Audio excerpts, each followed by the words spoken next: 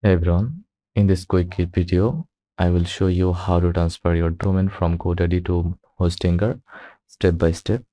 It's beginner friendly and only takes a few minutes to initiate. Let's jump in.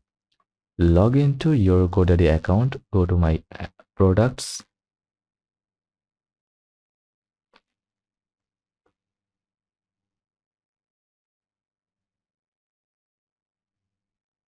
then GoDaddy dashboard.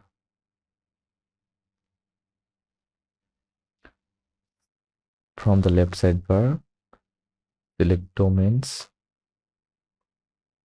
click manage. Next to the domain you want to transfer, scroll down and find domain lock, toggle it off to unlock the domain. Unlocking the domain is first step to allow it to move to a new registrar, in this case Hostinger. In the same time domain settings page, look for transfer domain away for GoDaddy. Click get authorization code. It will either be shown on screen or sent to your email. This code is basically your domain's passport. You will need it when initiating the transfer on Hostinger. Now go to hostinger.com.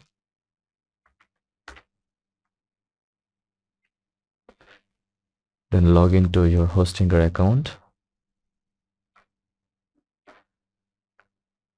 Go to domain section, then transfer domain. Enter your domain name like example.com. Paste the authorization code you got from GoDaddy.